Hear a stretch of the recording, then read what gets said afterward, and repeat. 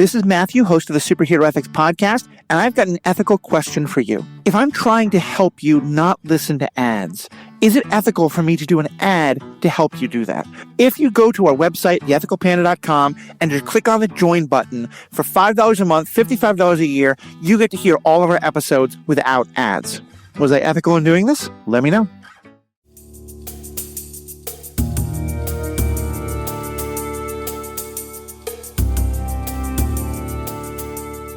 Hello and welcome to this week's episode of Superhero Ethics. Today, myself, Matthew, joined by co-host for today, Paul Hoppe. We're talking about the death of Robert Redford and his work in American cinema. We're talking about the end of the baseball season and the movie that he made about baseball as American mythology, The Natural. And we're going to be using that movie to talk about his work in general and his idea of movie making and art as activism. And before we get too much into the specifics of the movie, Paul, why don't you just kind of jump in by saying, what do you know about Robert Redford as a movie maker? Like, what comes to mind for you when you think of him? I think of support for independent film, really, above all else. And for, for the medium as, as an art form, not necessarily in like a big pretentious way, but just like, that a lot of people should make films instead of just a handful of rich people or people enabled by very rich people. And, I can't think of him without thinking of Paul Newman as well, because I actually knew someone who worked for the accountant for George Roy Hill, who made The Sting and Butch Cassidy and the Sundance Kid. And so, of course, Sundance is who the Sundance Kid is who Robert Redford played. And then he did the Sundance Film Festival. And just to harp on that, especially because it's what you were talking about with his support of independent films, he wasn't just a part of that. He was really one of the founders, not only of the film festival, but of the Sundance Film Institute, which does a lot to not only kind of showcase great independent films, but to help fund them, to help support them, to help them make connections. And just to kind of give an idea of some of the filmmakers who have come out of that, because the list is pretty impressive.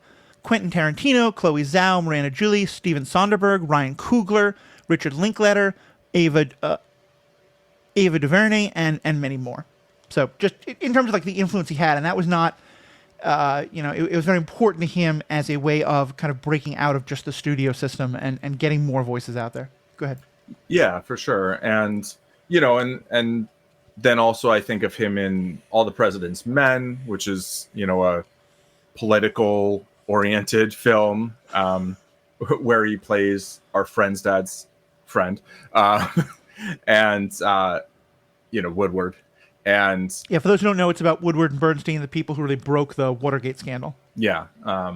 And then, The Natural is probably the first place I remember seeing him as, because I was like 6 maybe when the movie came out, and it was one of the earlier. I actually don't remember seeing it. Like, I don't remember where I was. Like, did I go to the theater or was I watching it at home? I feel like maybe I saw it on video, maybe one of the earlier movies I saw on video, but it was a movie that, we'll get into it, but it has this big kind of mythological feel. And I feel like certainly got me interested in baseball. I believe that was one of the things. But yeah, like I think more what he did after being a movie star, really. Not that he stopped being a movie star, but he was in some very successful films. He was a great actor while also being good looking, which is like one of those things where you can sometimes kind of just go down the like really popular movie route. And I don't think there's anything wrong with that, but you can also make the choice to try and be in more movies that are maybe meaningful to you, or you feel like are going to have more of an effect on the world. And again, like I don't feel like movies are supposed to be one thing or the other, but I think being able to help empower more people to make films, particularly lower budget films, really allows more stories to be told in more different ways. And I think that's really important. I think that really is. And I think this idea of, there's a lot of questions that often come up, and I think they're very relevant for this podcast about kind of like Robert Redford is often seen as doing a lot of kind of like highbrow cinema, and certainly that's what a lot of people their first thought is about things like Sundance, and that all that stuff is kind of in terms of the cinematic world, the polar opposite of the big budget, huge IP genre movies that are superheroes and that seem to be at the heart of kind of what we do. And all of those things are, I think, important parts of Robert Redford's legacy.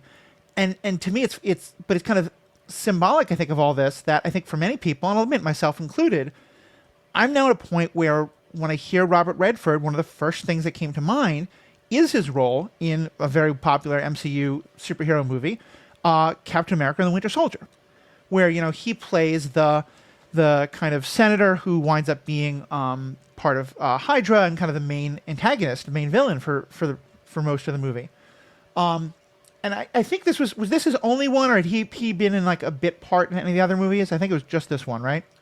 Yeah, I think he's credited for Endgame, but I'm trying to remember where he was in Endgame. There might have been like a flashback or something of that, yeah. Because they time travel and stuff like that, right? But yeah, that was his first appearance, and obviously, you know, I mean, the MCU was built on having a number of like pretty heavyweight actors you might not have expected in superhero films. But I think getting Robert Redford like to play that role, there's just a gravitas that he brings to it that even you know, Anthony Hopkins, right? Like I feel like doesn't it's maybe comparing isn't really the point, but just like he brings something to that role that makes me feel like I thought that was a great movie. I think it's one of the best MCU movies. I think it's one of the best comic book movies. Really one of the best action movies. But I feel like that would have been a good movie anyway. But he brings something to it that it feels like, I don't feel like you could just plug in some other actor with a weighty presence and it would feel the same. Right. You know? Well, especially because I think to me, you know, he was in a lot of different kinds of movies, and also towards the end of his career, you know, did a lot more directing and producing. And so this was one of the, you know, it was a little odd for him to just be a star in the movie just as an actor. But a lot of the earlier movies that he had done, you know, he did all kinds of movies, like action adventure movies, like Butch Cassidy and the Sundance Kid, you know, Pool Hall, like no, that's Paul Newman I'm thinking of. But like, you know, a really wide range of movies. The Sting, which is this kind of, you know, heist-ish movie. I mean, it's a con movie. Yeah, The Sting is a heist. And but he'd also done an awful lot of political thrillers, both about real-life politics, the Woodward and Bernstein movies, All the President's Men, and then I think there's a sequel about the second part of it. There is? I thought so. Because there's a second book. There may be. I think I want to see that. But also another one of his most famous movies is Day of the Condor. Which is very much a movie about kind of like there being wheels within wheels and CIA conspiracies and stuff like that. Yeah. And to me, him being in it is very important for that as well, because it also says like, yes, this is a comic book movie, but really it is the internal workings of the government conspiracy movie, you know, and it kind of says that even though these characters are superheroes from comic books, this movie can be put solidly in that realm of Day of the Condor and things like that, which are very political movies. You know, Day of the Condor was made as it was coming out that the CIA had been doing all this crazy shit all around the world. So I don't by any means think it's his best performance as an actor, but I think you're right. He does lend a lot of gravitas to that movie. And to me, just him being willing to be in that felt very symbolic of kind of saying like, yeah, these are some big budget movies. That's not always great, but also like Winter Soldier is probably one of the most political movies, and I think him being there is a big part of that. Yeah, for sure. It almost makes me understand Hydra more, you know, than if they had like more of a mustache twirler or something. Yeah, you know, it actually maybe makes the Agents of S.H.I.E.L.D. show and all the weird things they did with Hydra, you know, spoilers, feel weird. But you know. It makes for bad radio, but I'm rolling my eyes because yes, S.H.I.E.L.D. was a lot of fun, and the 5 different organizations, individual organizations that were the antagonists for each season were great. It was just annoying that they were each called Hydra because they were 5 totally different organizations with different motives. Yeah. And like none of them were the Robert Redford run, Hydra from. But you're right, because he's very charismatic. He's very attractive. As you said, he's an incredibly good-looking man. He was for all of his life.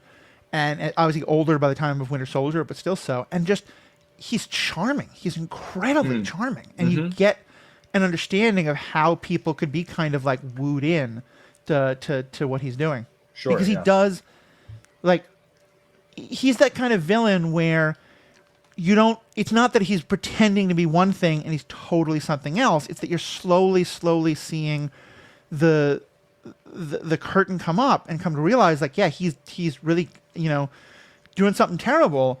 But that to his mind, like, I don't have a single doubt in that movie that he doesn't think he's the hero of that story. Yeah, he believes it's a terrible thing that is necessary. Right. And that he's a person who has the strength to do this very necessary thing that it obviously causes, is what it is. But he absolutely views himself as the hero of that story, for sure. So let's shift gears to talking about the movie The Natural. And for those who don't know, The Natural is a movie based on a novel by, is it Robert Malamud? It's Malamud. It's Bernard Malamud. Yes. It was written in the 1950s, loosely based on a true story that became kind of a tall tale among sports writers. I think more a little inspired by a couple things that happened. Right? Yeah, I think so. I think it's maybe a fair way to say it. And the movie itself is, as Paul said, it's told through this very kind of mythological lens. There's a lot of things where, especially watching it today, if you're thinking of it in terms of like, okay, fact by fact telling of a story, a lot of it does not make sense. You have to like kind of see it through kind of like gauzy lens to some extent, but it's a story of this young man named Roy Hobbs who comes out of Nebraska let me tell the full story and then we'll get into the details. But no one's ever heard of him, but he has this incredible fastball. He's a great pitcher. He runs into, this is in like the early like 1920s. He's on a train going to Chicago to try out for the big league team. And on the train is a great sports writer, along with a guy who is very clearly a Babe Ruth stand-in character. Yeah. People get to talking about how good this pitcher is. They make a bet that can he strike out, I think it's the hammer? The whammer. The whammer, thank you. The whammer. The hammer, I was close. Yeah. But, and can this young rookie no one's ever heard of strike this guy out in 3 pitches? Yeah. Not even a rookie. He's a prospect. He's never played he's pitched in a high school league no one's ever heard of. Yeah. And at the same time, in the background, we're hearing about this woman who is obsessed with famous athletes and is seducing them and then shooting them with silver bullets. And we've seen a woman who is pretty clearly implied in the background to be this woman following the whammer. Now she, of course, gets interested in Robert Redford's character, Roy Hobbs. He had, by the way, left behind, a girl he was going to marry, and they have kind of a fade to darkness, one night in the hay before I leave, kind of a night together. Yeah. Literally, like in a barn, right? Yeah, literally let me take you off into the hay. What rolling they do is shown off camera. Sure. This woman invites him to his hotel for what clearly seems to be some kind of a tryst and winds up shooting him. And then jumps out the window to her death. Apparently. Which seems weird because she liked to bump off a bunch of these guys. So anyway, that was just one of my little... Anyway, it's one of those parts of the thing that... Yes, gauzy lens. It's Greek myth. Right, exactly. 18 years later, he shows up again as a hitter who's just being very mysterious about his past. Of course, this is, the 1930s now. There's no internet. There's no, figuring this all out. But the sports writer who was back on the train that day kind of remembers him, is trying to piece it all together. It takes him a while before they let him play, but he starts playing. He starts playing really well. Then literally knocks the cover off the ball. Literally knocks the cover off a ball when someone tells him to do that in a metaphorical way. Gets involved with another woman who's a daughter of one of the people involved in the team. And all of a sudden he starts... of the manager. Niece of the manager. Thank you. But also she's involved with like some gamblers who are on the team. Yes. And now all of a sudden he stops hitting well again. The movie's not the most feminist piece of media I've ever seen. I'll put that out there. But then he comes back from it. He reconnects with his high school sweetheart, finds out that she has a kid and it might be his and all this stuff. He starts hitting again, and shenanigans. We get to a point where they realize there's one last big game to win the pennant, or there's last like 3 or 4 games to win the pennant. Yeah, there's 4 games, and then he gets poisoned. Yeah, so the owner of the team, by the bad woman. There's a battle over the ownership of the team, and one person who wants the team to lose offers him a huge amount of money to basically throw the last couple games. He says no. The woman who he's been involved with makes the same offer because she wants to run away with him. He can't do it, and she poisons him.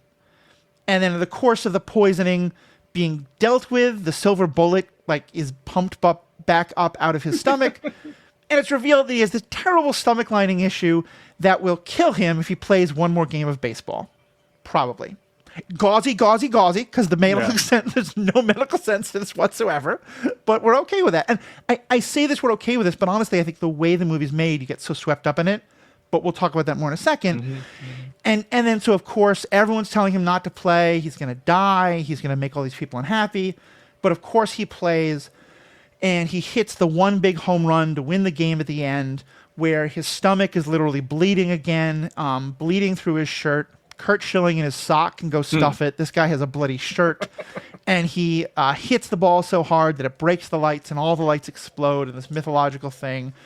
And he plays the baseball game that's supposed to kill him, but then we see a few years later he's playing catch with his son, and he seems to be fine, and the movie ends. That sounds like a terrible movie. Why is it so beloved? Why do we love it so much?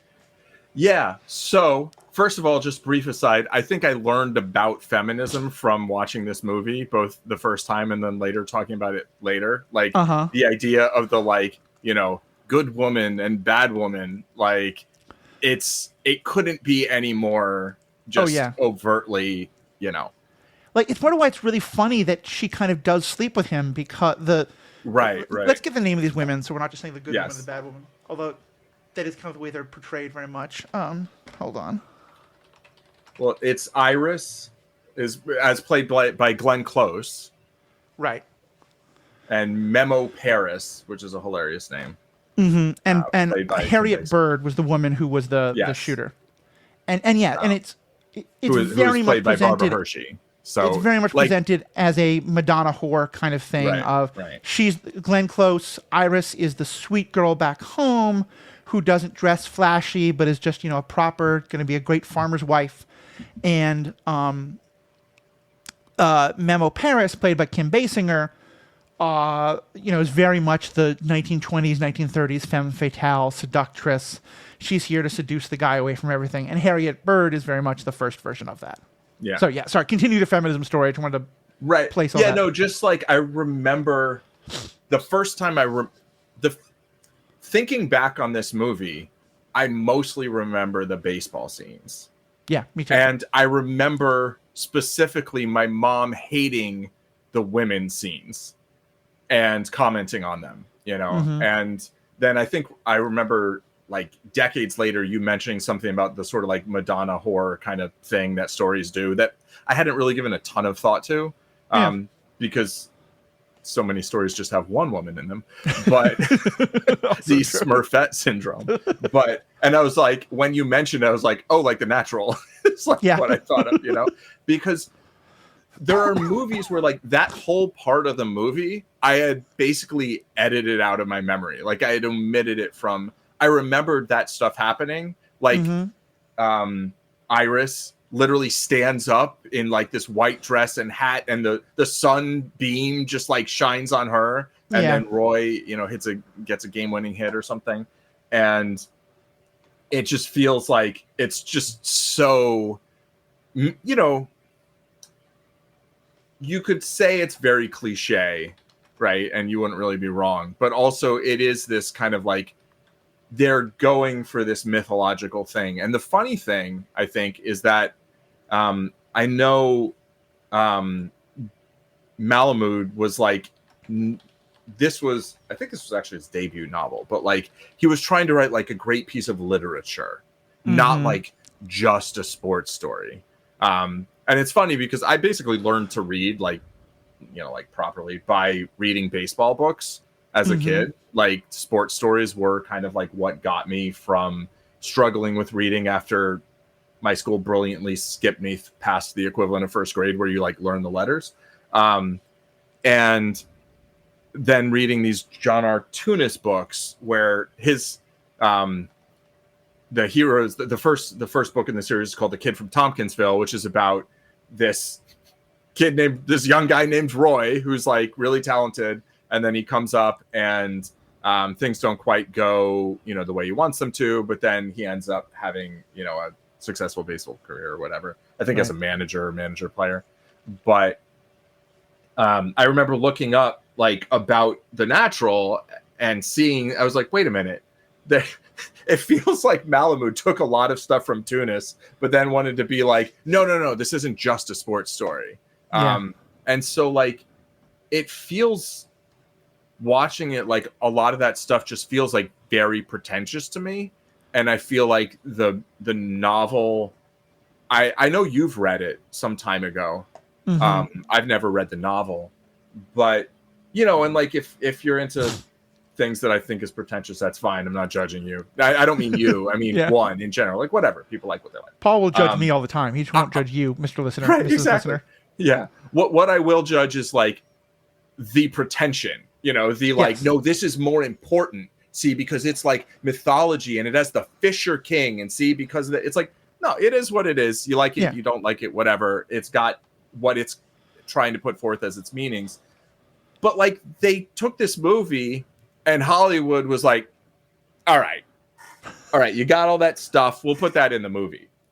But instead of, the hero, the aged hero, like who's like 35, so like whatever.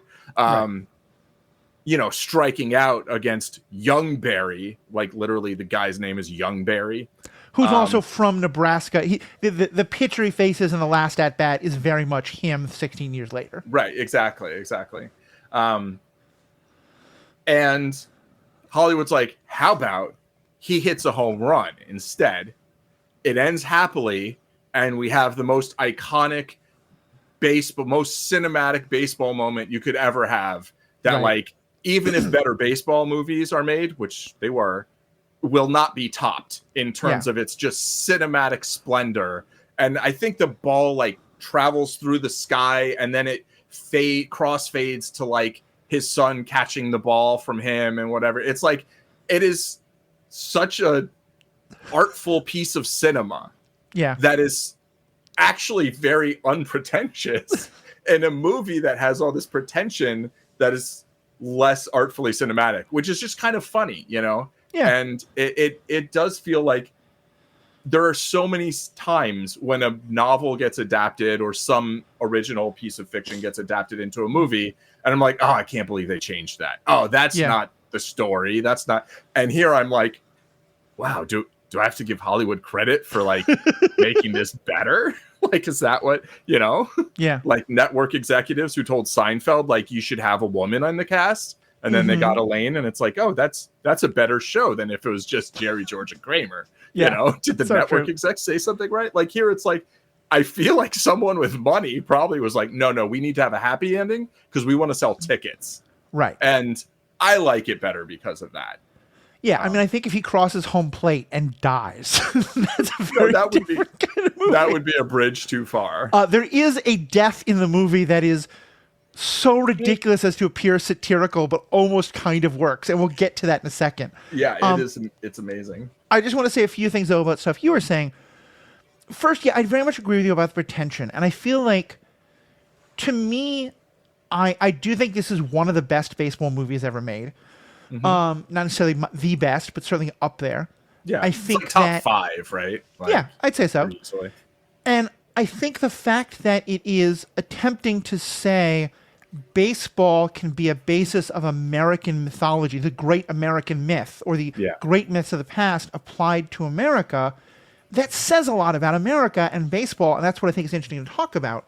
Sure, yeah. But yeah, to me, that doesn't make it. And I think, and here's why I think it's so important that Robert Redford's in it, because I think a lot of people would look and go like, oh, look, so Robert Redford, anyone can make a movie like Major League or Bull Durham, which are both really fun movies, but much more crass and kind of down in the dirt movies. Sure, yeah. And then be like, those are movies, but Robert Redford made a film about, and I think Robert Redford, the first to be like, piss off, that's bullshit, Right, yeah, for sure. But I do think it's interesting that I think to me, this wasn't an attempt to be like all those other movies are terrible, but just, although some of the movies I just mentioned came after this, but there'd been a lot of other, baseball movies, and both high-minded and not before that. But I think it was an attempt to say, what if we take the baseball story and put it in these epic myth terms? Yeah. And I think it being set in the past is a really important part of it.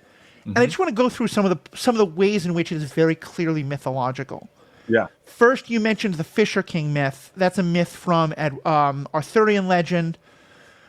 There's a movie called The Fisher King, starring Robin Williams, which is one of his absolute best. That movie's about mental illness, but it references the Fisher King mythology to some extent. But a lot of that, what that one is about a wounded hero, wounded in part due to his own failings, setting out to battle corruption and to purify the kingdom. And I think that becomes a really important understanding of it, what he is battling against, because, I made reference to it, but they really play up the idea of baseball as this pureness and the game and the greatness of it being ruined by the gamblers and the industrialists, and for some very dumb reasons. But again, you don't actually ask why did Medusa's head get turned into a head of snakes. You just figure out, what did he do with a mirror? You do ask. That's a bad example. But you know what I mean? Like, the point is the mythological details we don't often think about too much. Right. In the story, there's the manager of the team, played by a guy who... Fisher. Oh, yeah. That's right. Bob Fisher, thank you. Played by Wilford Brimley, who most of us only remember as selling oatmeal and having one or two nice aphorisms in a movie. But he was awesome in Cocoon, which we'll talk about at some other point. And in this, he's playing the manager of the team. And he's very kind of, the old, irascible, but he loves baseball. He keeps saying he shouldn't have loved baseball. He could have been a farmer. I gotta have a farm now. But he owns half the team.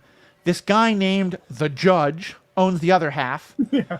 But they entered into a deal because Bob Fisher lost a lot of money at the Ponies last year, or some kind of gambling. And so now, if they don't win the pennant, he has to sell the whole team to the Judge, and thus the team will be ruined forever. If he wins the pennant, then the Judge has to sell him the team at a really good price, and he wins the team, and baseball in America and goodness and apple pie will be forever and ever all through the world. They're basically gambling the team on the outcome of the season. Right. Plus, there's a guy who's a Chicago gambler who has also placed huge bets on the team.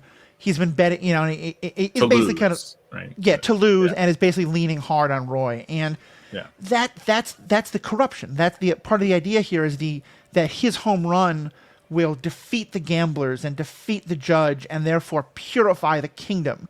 Yeah. Just to go one step. By the way, oh no, go ahead. I was going to say the name of the team. Oh yeah, the Knights. Yeah. Very much the New York Knights, reference to the round table and all that. And also, he literally makes his own bat. And he makes his bat, it's called Wonder Boy. His father has a heart attack under a tree, and then the tree is struck by lightning and split in half. And he therefore decides to carve a bat from this fallen tree. So he takes the bat from the depth of the stone, the tree, and carves lightning on it. And there's just all stuff like this that you describe and it sounds so cheesy, but it's just, in the movie, it's so good. It works so well. I'm pretty sure the tree was split in twain. Yes, that's correct. Not in two, in twain. Yeah. Also, just one quick detail, because I'm looking at this. The actual guy who got shot was a man named Eddie Waitkus, Waitkus. He was a kind of young prospect that people had a lot of thought was going to do well in. I think he played a little bit. He got shot and ended his career. And then I think he tried to come back much later. So he was the inspiration for the very loosely inspired, but then it was like, okay, what if that story was King Arthur or the Fisher King or something like that? Right, but also there was a Chicago Cubs shortstop, Billy Jurgis, who was shot, and like maybe it was also inspired by him instead. Like I think it's a little bit of that kind of like maybe that's what happened in terms of, but yeah. Anyway, okay. Of course I did have to look up Eddie Waitkiss's like career stats. Yeah, that's the sort of thing I do. So why does all this work? Like, talk about the mythology of it. Because I know, especially you are not someone who often gets wrapped up in like the gauziness of the movie, you know? Right. So yeah, originally you asked like, why is this movie, film, whatever, so beloved? You know, like why do people love it so much? And I do think you're right that the mythology of it is a big part in terms of like the actual symbolism and all the things that you're saying. I think also it's like the mythology of just like old timey baseball. Yeah. You know, like the dead ball era is when the movie starts. And then I think it's like 1939, which is, I guess, not as long ago, especially then. It was 35 years. That's interesting. The movie came out in 84. It's set in, oh no, that would be 45 years. Never mind. Yeah. Okay. But still, you know, it wasn't like time so far back that people watching the movie, none of them had been alive then, right? Like, right. But it was this, it's like this throwback to like, oh, what baseball used to be like, you know, before there were free agents and free will amongst players. And, right. You know, and the execution of that baseball is really good. You know, it just gets that feel so well.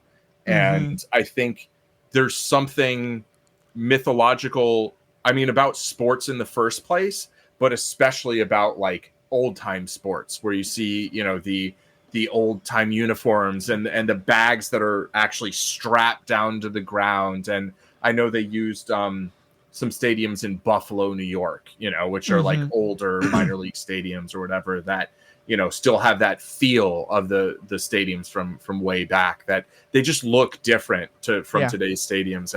And so, you know, as much as like the big mythological aspects, I think are really important in terms of kind of capturing the mind and making everything seem really like larger than life, right? And like symbolic and stuff. I think the little details of just, you know, getting the baseball pretty much right and and just that feel of like this is from, you know, decades before. I think it has that baked in mythology. Like when I see 8 Men Out, it feels mythological to me, even though it is a literal historical. I mean, you know, it's fictionalized, but it's a historical event that they're portraying, but the setting makes it feel mythological. The same way if you see something about the Civil War, almost, right? Yeah, might feel that way.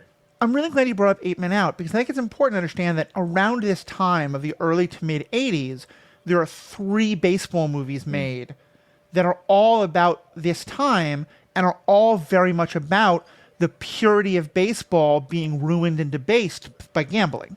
And it's this movie, it's 8 Men Out, which is the most historical of them. It's based on the very true story of the Chicago Black Sox series, which it was an actual World Series thrown for gambling reasons, and then also a very strict response to it that was really problematic, and all the things around that. Tyrannical, led by a judge who is often referred to as who the made judge. a mountain out of a molehill.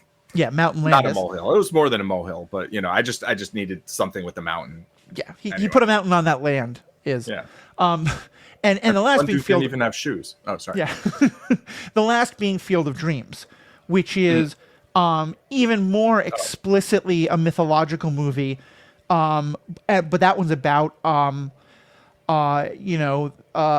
person whose dad was obsessed with Shoeless Joe and that whole story, and the idea of baseball being able to be the thing that brings back the ghosts of the past. At a time when, in some ways, Field of Dreams and The Natural and feel very kind of a piece to me, Yeah. Because that movie is also very much about these people who were 60s hippies who are now seeing the world falling apart in the 80s with Reagan and all these terrible things, and are missing the purity of baseball of the past, and baseball representing this purity of America and Americana, which is also an incredibly problematic idea, but is also an idea that a lot of people, because it was the purity of, among other things, all white players and horrific treatment of women and all of this. But yeah, I felt like that needed to be said, and I'm glad you did. Like, yes, no, very much so. And it is this sort of, I feel this conflict looking back and seeing, like, I love the baseball in these old uniforms, but it's like, it's all white people. It feels weird. And like, it's there was actually, I think there was an X-Files episode where it was like a Negro Leagues episode, which I thought was really cool to actually see, that era of baseball, other people who were playing baseball who weren't in the major leagues because they were being discriminated against, but were in what have now been accepted as major leagues, which that's its own whole thing that Major League Baseball is doing that, like, I feel like, anyway, we don't have to get into it. But the idea of kind of like looking back to the past and kind of idealizing it, I think I think it's difficult but possible to see some things from the past, some aspects of the past, and to say there was something good about that, while also acknowledging and recognizing and reminding people, like, there was something very not good about that also, which is not commented on at all in the movie, really, because it ends in 1939. And I think that leads to, I think, what is in many ways one of the most mythological and one of the ones that I question the most now aspects of the movie, which is the idea of sacrifice. Because, and again, in a very mythological way, there's an awful lot of sacrifice that's described in this movie. Our main character is literally told he will probably die if he plays one more game of baseball. Yeah. Which is a fairly ridiculous statement. Yeah. But is true of a number of other sports. There are other sports where players have gotten to the point where they're going to severely harm themselves, or possibly do terrible things to their brain that could lead to death if they step into a boxing or an MMA ring one more time, or if they play football one more time. I mean, a guy literally cut off part of his finger to play in the Super Bowl one time. Yes. Because, like, he couldn't play with the broken finger. So he's like, oh, we'll just take it off then. Yeah. I'm like, okay. And there's a guy named Joel Youngblood who very famously, like, played with a broken leg for half a game. He just they doped him on so much pain he couldn't feel it. And I think hasn't walked properly ever since. Of course. And we're hearing now, all these stories of, all the terrible things that traumatic brain injury does to players.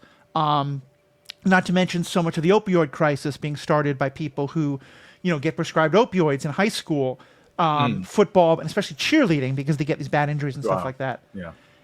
And just to kind of highlight the one more aspect of sacrifice in this movie, part of the problem is that he's a right fielder, and there's already a right fielder out there. And he's kind of a jerk, but he's, not terrible.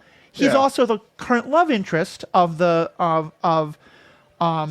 Memo Paris. Thank you. And so he's kind of in the way of our hero in two different ways. And he's not the best player. To quote another great baseball movie, he is lollygagging it quite a lot. Yes. And so he's encouraged to stop lollygagging it all the time. Yeah. And so the next day he goes out and he plays the hardest he can. And in a fly ball that goes right up against the wall, he goes charging to the wall, through the wall, catches the ball, falls through the wall, and dies.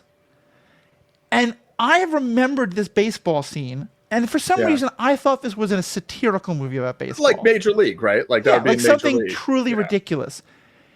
It is, I think, one of the most telling parts of this movie is that the movie thinks this is a legitimate act of sacrifice. Of like, let's show you just how awesome it is that players cared so much about the game back then. Yeah. I'm not quite sure what the movie thinks about the scene, because it's basically just like, all right, here's a funeral, and now Roy is starting in right field, Right. But, or actually, was he starting in right field, or I don't know, whatever. Anyway, He had already hit the cover off the ball, and then that kind of lit a fire under this guy to go light himself on fire, metaphorically speaking. But yeah, it feels kind of out of place, but also just like you kind of don't blank at it. Yeah. You know, like the whole, I mean, we've already had someone get shot, like kind of feeling sort of out of nowhere in a movie that's like about people playing baseball, you know? Right. It's like, it's got these elements, like it's mostly about baseball. Like half the scenes are about baseball, or they're like baseball players talking about baseball to the manager about baseball, about the baseball team. There's very little else going on. There's actually not a tremendous amount of dialogue in the movie, right? Like they don't have a lot of really long conversations. Roy doesn't talk much about himself outside of wanting to be the best at baseball, you know?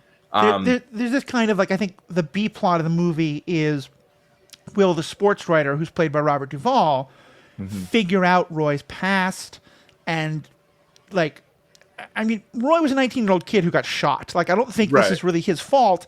But then because the woman killed herself, like there's a whole thing about like, can they use it to blackmail him and make it a big scandal and do all these terrible things to him? Yeah, and then he has to sacrifice his reputation or whatever. And I think in the book, they basically, actually maybe in the book, like he takes the bribe and then they blackmail him about whether, but whatever, it doesn't matter. But in the movie, it feels like I never really understood what the caption, right? When you watch it says, you know, a flawed hero, Robert Redford, gets a new chance or something like that. And I'm kind of like, I'm not saying he's like a perfect hero, but like, what did he do that was really so bad?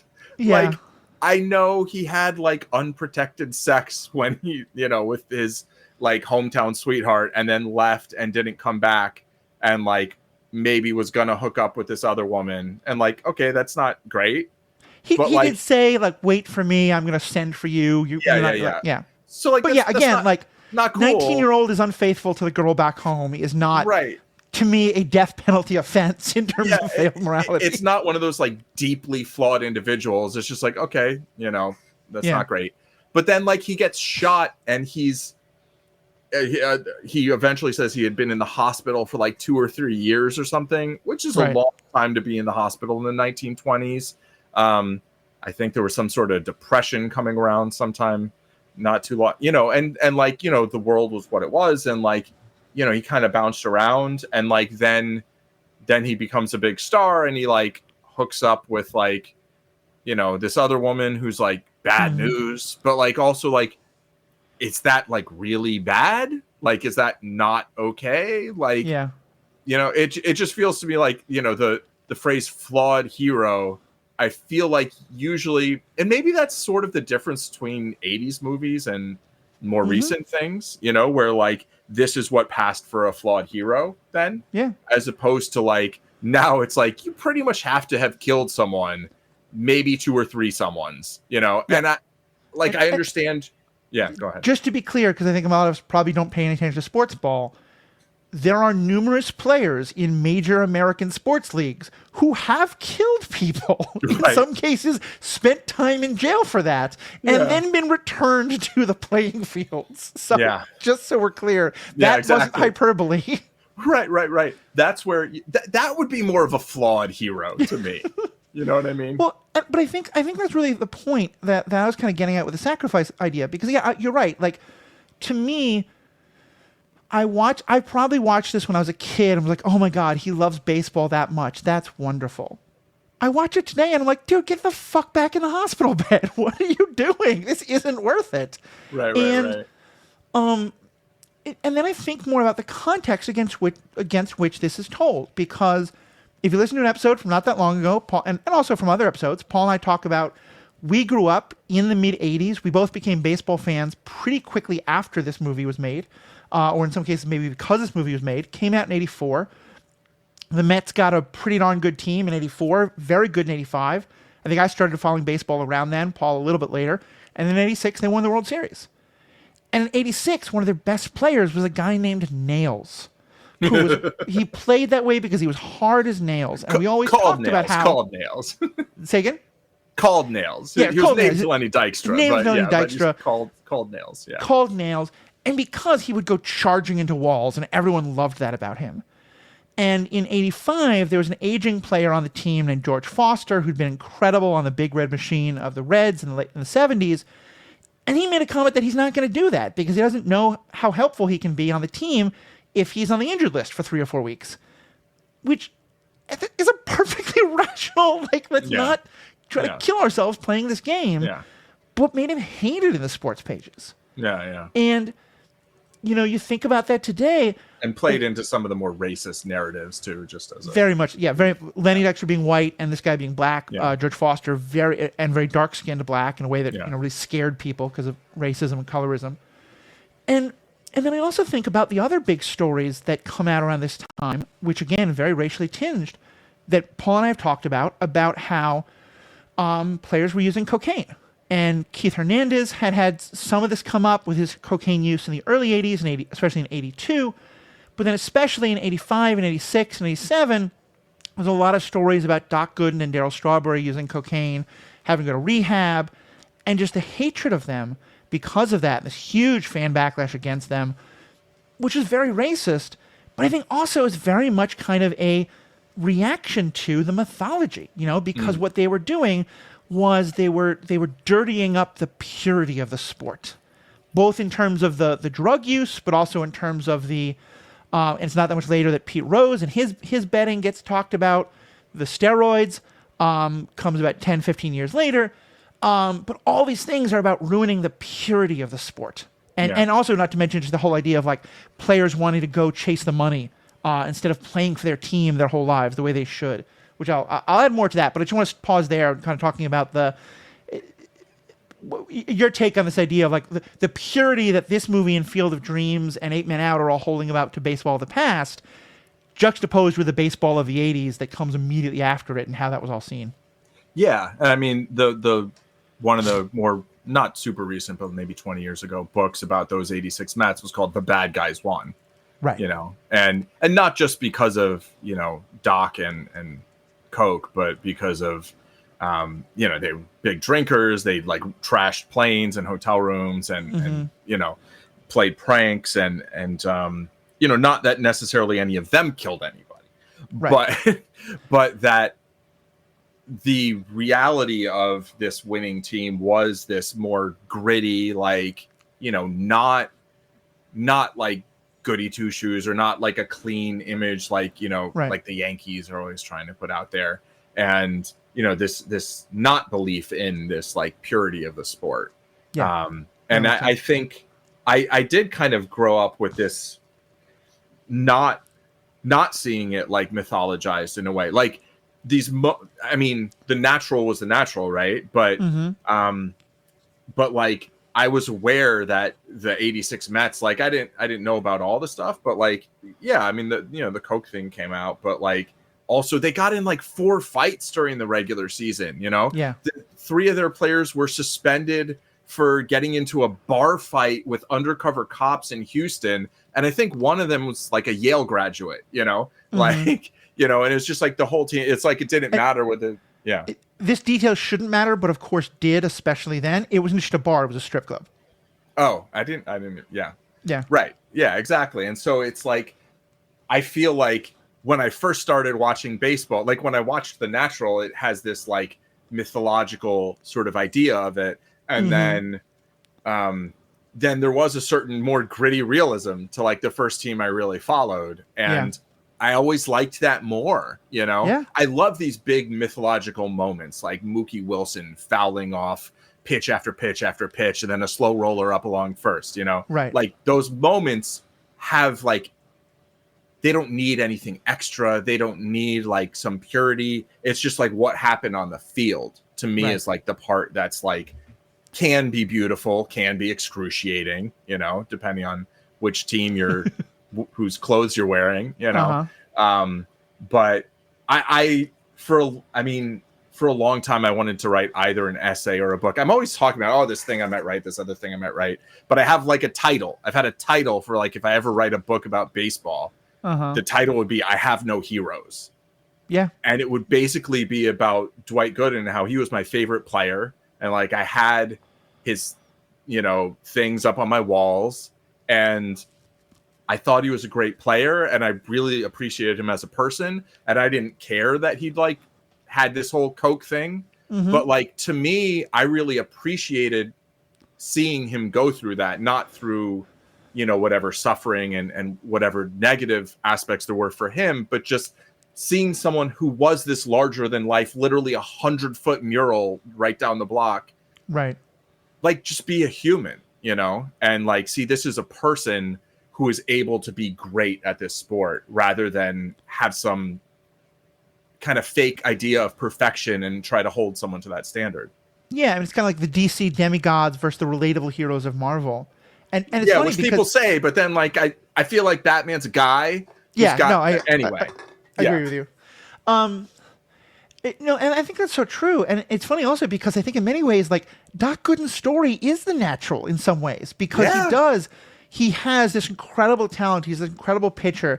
He gets brought down because of, I am going to be somewhat defensive of a 19-year-old who gets put into this situation with a huge amount of money and no real like parental or role model figures. And also, coming from a difficult situation. But, he makes some decisions. He gets pretty involved in drugs. It sidelines his career. Everyone thinks he's gone. And then 10 years later, he comes back, and we Met fans don't like to talk about it because he does it with the Yankees. He throws a freaking no-hitter. One of the absolute best things you can ever do as a pitcher. Like, he literally is this story of comes back, is felled by his flaws and the world around him that he's not ready for. We don't talk about it in those terms, though, but it's kind of the same story. Yeah. And I think there's one other also aspect to the mythology of all this that I think is interesting to talk about, especially because it ties in a lot to the Superman myth. And it goes to what you're saying about New York being this hated team. And I think that it is very important to understand that a part of that was the hatred of New York City itself. And there's a lot of jokes about this, but to me, I think you can look at like there's always been a good deal of rivalry between like small town America and big city America. And I will fully admit it's not one-sided. I grew up as an absolute city snob thinking that if you crossed the Hudson River, you had to have shots and, a visa. So it goes both ways. But and that distrust of the big city, especially New York City, it's everything from the old salsa commercial of, oh, this salsa comes from New York City, get a rope. To the, incredibly anti-Semitic, racist, invective that we'll get about, New York City from right-wing politicians in our day and age. And the story of, so I think, and if you read that book, the Bad Guys Won, New York being New York was a big part of why that was. And in the 1980s, New York was especially hateable, I will admit, because the New York 80s is kind of like, if you think Wall Street excess was bad in the 2000s and all that, 1980s has like nothing, is maybe the kingpin of all that. And New York City is the heart of that. So there's a lot of reasons people didn't like New York City in the 80s. But all that's just to say that I think that that's why it is so important that he literally comes from a farm in Nebraska. And granted, it is Nebraska, but other than that, say again. Do they say that it's Nebraska? Is that in the beginning? I think it is kind of like offhand mentioned in the beginning, and then they say specifically that the young Barry is from Nebraska. Oh, young Barry is from Nebraska. Because Roy, I see in like this article about it, they say that he's from Nebraska, but I'm like, I thought he said he wasn't. Like somebody was like, "Where are you from?" Nebraska. He's like, "I'm not from Nebraska." Like almost like he was from some other state with farms that resents being confused with Nebraska. But I could be wrong and miss something. He was just lying. I thought that moment happened when he's trying to throw people off the scent. But yes, I think it is. You're right, it did. If you don't say the word Nebraska, his upbringing, like the shots of him playing in the field with his father, are 100% out of any Superman movie you've ever seen. Right, which is, for the record, Kansas. Yes, not Nebraska, which Kansas is probably one of those states that gets very offended at being confused with Nebraska. Yes. And vice versa. And vice versa, for sure. Just like New York and New Jersey. Yes.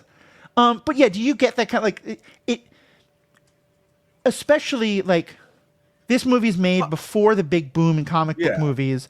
We're even talking before, but when Christopher Reeve's Superman movies were out. Yeah, just after that. It feels very intentional that they're so putting him as a kind of Clark Kent figure as his childhood. Oh, yeah. I mean, I didn't really think of that per se, like that connection, but absolutely, for sure, and yeah, no doubt. He's got a very Superman. I mean, I was watching the movie being like, oh, this is a superhero origin story in the beginning. Yeah. And then, now, okay, this is, when he's got his magic item, his, Wonder Boy bat. And then he goes out there and it's dangerous to go alone. Take this bat. The tree really says that to him. Yes, exactly. Nice deep Zelda cut, right? There you go. But yeah, it's, I mean, definitely the same kind of like Clark Kent backstory, but like, wait, is Superman 1939 or was it 38? I think 37, something like that. 37. Okay, it's definitely pre-World War II. Right. But the point being, like, I feel like this, 38. The Superman mythology, like almost like his backstory as like a farm boy who then becomes like a big slugger. He likes to punch people. Like, feels. I know The Natural was made after this, right? But like, I feel like this idea of a baseball player maybe predated the Superman kind of origin. You know what I mean? Oh, yeah. Kind of the way that Batman. The kind of the Dark Knight Batman, I think, came after the sort of reimagining of Daredevil, but people kind of think of it the other way, right? And it's, but like the way like two characters can kind of, be kind of inspired by one another. I mean, I know The Natural was written in 1952, right? So it's 54, I think, but around then. And it's. But it 100%. There's a very, very strong like Superman in Kansas vibe. And just as one more connection to this that I think is historical. Like I think there's an extent to which the baseball players at the time were talked of in ways we think of as kind of superhero-like today.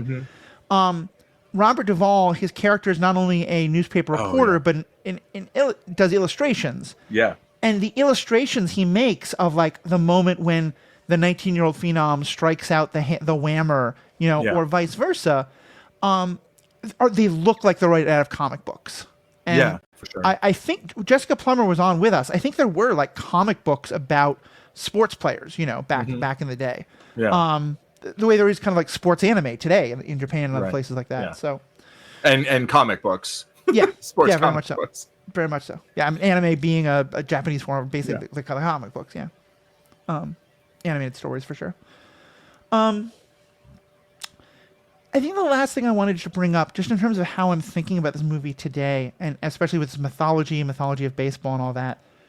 We're recording this the day after the baseball season ended, and I mentioned like kind of during the 80s, there's all this stuff about the purity of baseball. You mentioned that players getting to do this terrible thing of going to play where they want instead of basically being like indentured servants, and and now they're only indentured for like 7 to 12 years. Yeah, and there's still an awful lot about where they can play. And granted, the major league salaries in relation to average salaries of Americans are far, far higher today than they were. Like back in 1973, when the or early 70s, Curt Flood sued the major leagues for the right to free agency, because before then, players had almost no control over where they played and how much they got paid. Players were still being paid well, but there was nothing like the how high the salaries are today. But still, it interests me seeing how, even in my own fandom, these ideas of, we want people who play for the love of the game, not for the money. And our team, the Mets, had an epic collapse. They wound up not making the playoffs. And a lot of the commentary, they just got this new player, Juan Soto. People are talking about how, he just plays, now that he has the money, he doesn't care. He's not playing hard anymore.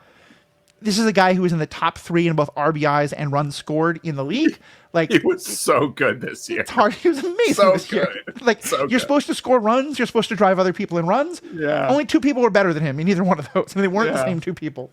But also, like, in the post-game interview with the team, like, they've just lost in this epic way.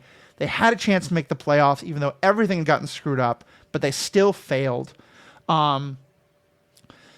There are 2 big stars on the team, both of whom have what are called an option, which means that there's 1 more year on their contract, but they have the ability to say, I'm going to basically like end my contract now and go become a free agent. And they might sign with the Mets again, or they might sign with someone else, but either way, it's a way for them to get a lot more money than they were going to get paid in this year coming up, but even more so, get a contract for a lot more years. So it's a way of them saying, like, look, whenever I feel about the team, I am going to try to get as much money and time as I can, and it might not be with the same team. And the 2 players are named Edwin Diaz and Pete Alonso, both of whom were, all-stars, incredible players for the Mets. Edwin Diaz was asked, are you going to take your option? And he says, you know what? I really love playing with the Mets. I want to keep playing with the Mets. We'll see. I'm going to talk about it with my family. Pete is asked, do you want to keep playing with the Mets? And he says, I really hope so. I've loved playing with this team. It's been great being here. We'll see what happens. And someone asked him directly, well, but are you going to take your option to go in free agency? And he just says yes. And then immediately goes back to talking about baseball. Mm-hmm.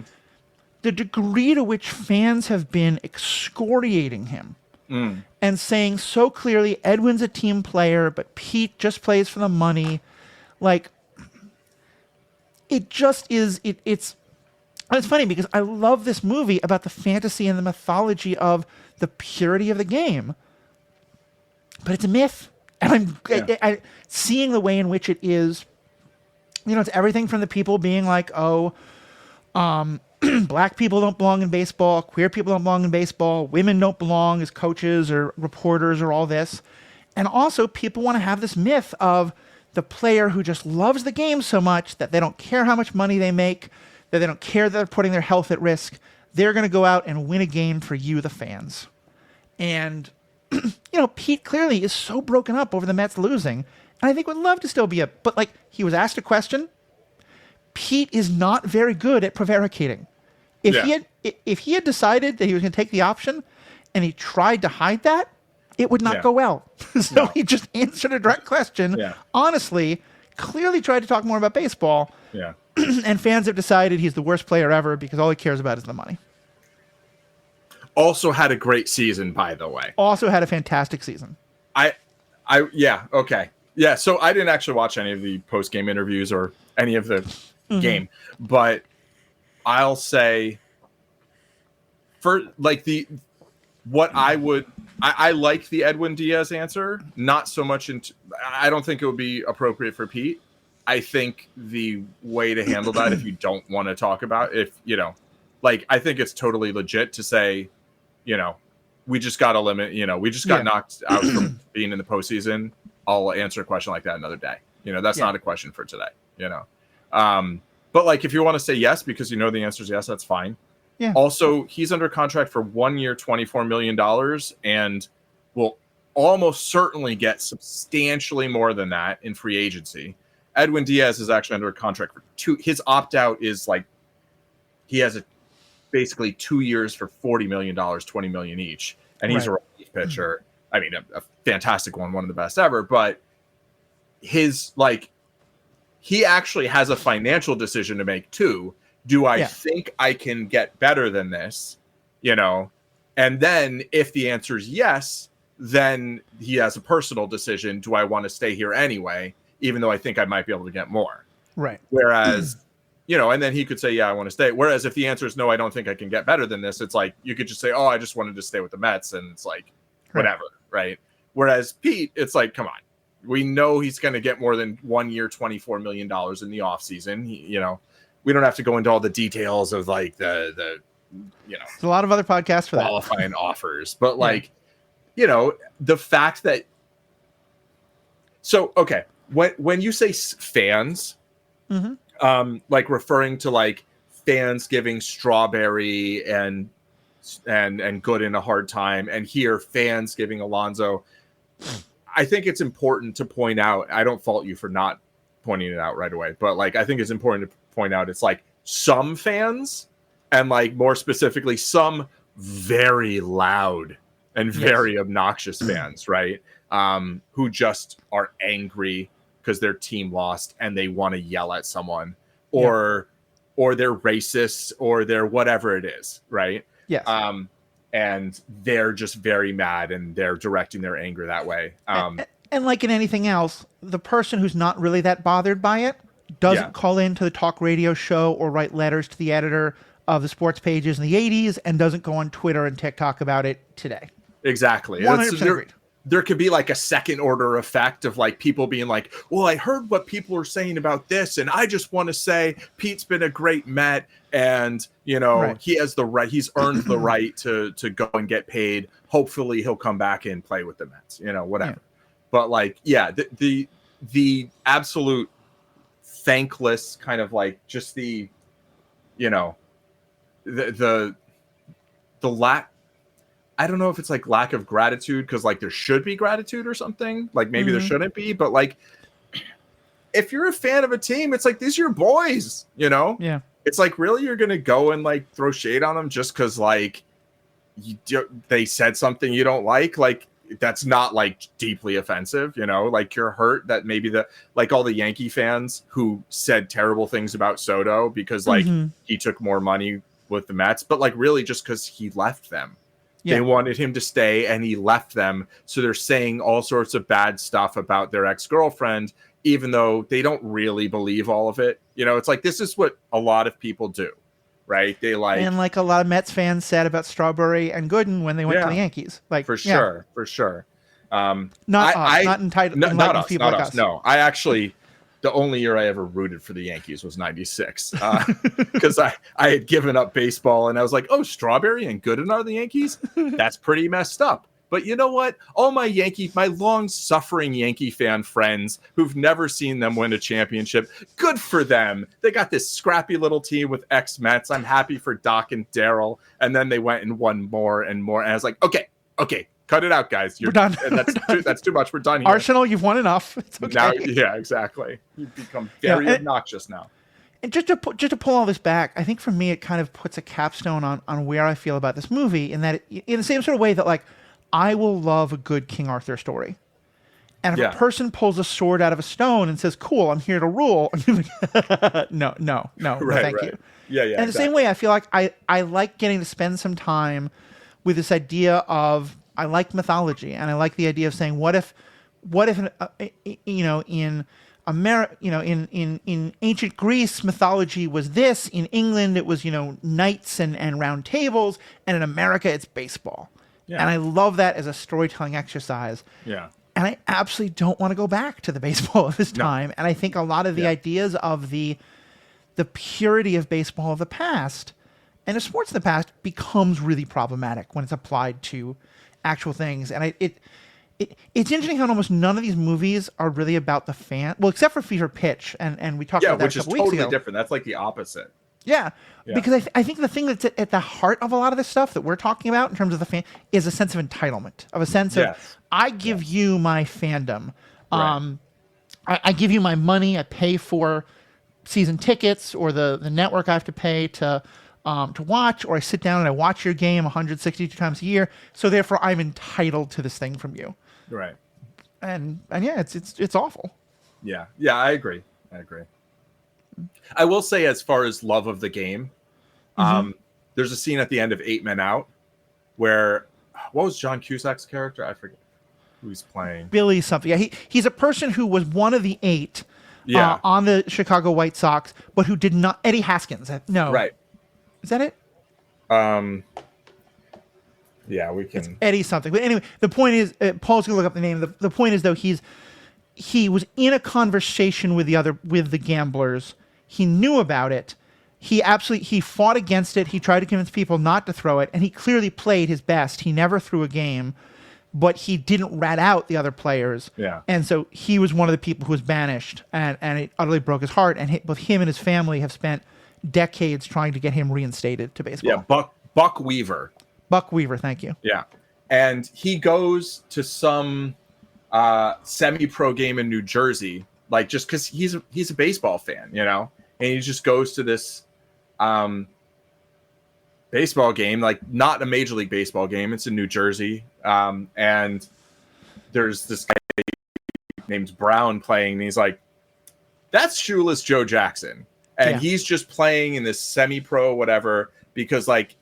I mean, maybe he needs the money. I don't know. But, like, I think just because, like, he loved the game that much. He was like, okay, I can't play in Major League Baseball, whatever. I'm going to play baseball. And there are other players like that these days who literally played for, I think it was the Newark Bears, Ricky Henderson, after not being picked up by a Major League team for a while. Dude was in his 40s, and he's like, yeah, I'm going to play for, like, as long as I can. And, like, Robinson Cano, who's made hundreds of millions of dollars, and I think I don't know whether he got a final like PED ban from MLB or he got suspended multiple times, then his contract's over and he's no longer in Major League Baseball. But he's got 9 figures and he goes and plays in the Mexican League, you know, because like I don't know. I haven't talked to him. I haven't read interviews, but like, why would you do that if you didn't love the game, you know? Right.